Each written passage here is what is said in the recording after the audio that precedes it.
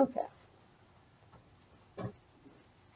I want you to think, what if suddenly your family members were disappearing and nothing was being done about it? Well, that is what has been happening to thousands of families of Indigenous women in Canada, families like the Osbornes. Their sister, mother, and daughter, Claudette Osborne, vanished the day of July 25th, 2008. She was meeting a truck driver who allegedly was going to pay her for sex, but she was never seen again. She left an ominous voicemail on her sister's phone, saying she needed to be picked up because this man was trying to force himself on her and she felt uncomfortable. Unfortunately, her sister did not find the voicemail in time, and Claudette has been missing ever since. Her sister took the information she had to the police, but the cops took their time in getting around to investigating it and lost some of the evidence. Now imagine if this was your sister, your mom, or any other family member. How upset would you be that nothing was being done? What if this was happening in your community? Wouldn't you want answers? So can we blame the Indigenous people of Canada for finally seeking justice? For years, abductions and murders have been happening with nothing being done for the victims. The authorities do not see these cases as priorities since these are Indigenous women, and as you can imagine, that upsets the communities. In order for you to fully understand what's going on, I need to tell you about what exactly has been happening, what is being done about it, and how big of a problem it is in the Canadian region. Sadly, the Osbornes are just one of the many families struck with this kind of tragedy. As I was finishing my research, I came upon this article from CBC posted on February 18th, just days ago. The article is titled, Missing and Murdered Women, a look at 5 cases not included in the official RCMP tally. As the title says, it gives me 5 stories of women whose tragedies were ignored by the authorities. The first woman whose story I read was Nadine. She said she was 29 years old and a mom of 4. She said she was involved in the sex trade and was found in a hotel after she had fallen 10 stories down a laundry chute in that building. She was found injured and later died in the hospital. When her family talked to authorities, they were told that nothing seemed suspicious about it and they didn't suspect foul play, and so there was no further investigation.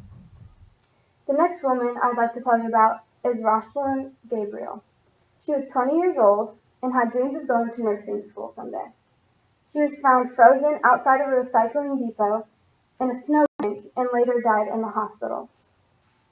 When the police investigated, they deemed it as not suspicious, and they did not believe foul play was involved, even though her family pleaded for answers as to why she was there and why she was dumped into a snowbank. The last woman I want to tell you about is Audrey. She is a mother who was very close to her daughter Barb, but in the early 2000s she decided to move away from her family. According to Barb, she still called every day, but those calls stopped in 2011. On July of 2012, the remains of a woman matching Audrey's description were found in the Red River, which is a common place for bodies to be dumped. This Jane Doe even had the necklace that Barb had given her mom years back.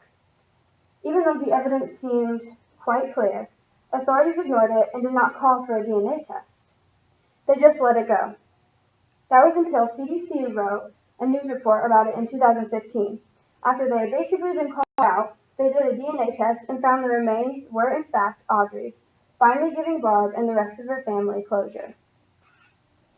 Not every family can find closure like this. Most cases don't even have an ending, and they're just left open forever. So what exactly is being done for these poor women? Not enough.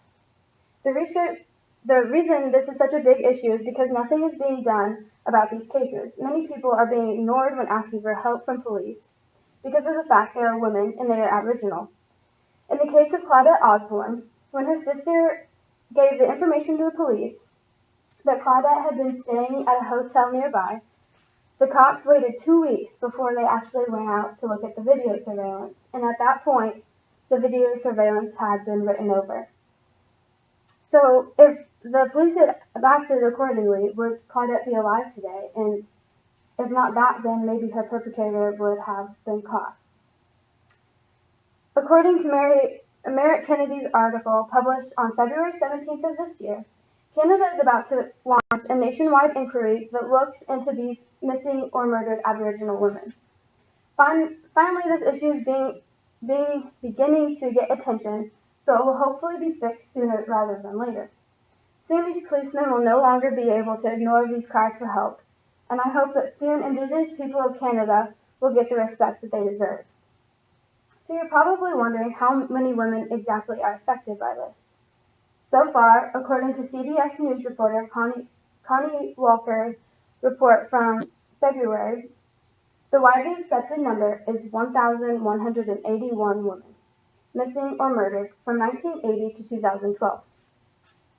That number is according to RCMP report from 2014, and since then the number has only grown. Also, I would like to add that number only includes police documented cases, and since the police don't really care about these women, I can only imagine how big the real number must be. Most families and even some officials believe that the number is significantly higher. The Native Women Association of Canada states that the number is actually closer to 4,000, and I found many other people and organizations claiming the same in my research. That is an insane amount of women being killed or taken from their families and nothing being done about it. Think about the families of those 4,000 women. They are losing moms, daughters, sisters, aunts, etc. Not only are the women being affected, but so are the 4,000 families. How can they have let such a number get so big and bigger and bigger for so long? For years, this has been happening with nothing being done just because of who these women are. The police just don't care. They ignore these poor women that were murdered or abducted and claim it's just an accident or suicides. Finally, the Canadian government is bringing attention to this. Something can be done. Maybe someday the authorities will find in their hearts to care about the victims. I hope sooner rather than later they can find a way to stop this number from rising. And above all, I hope these poor families can find the answers that they are so desperately looking for.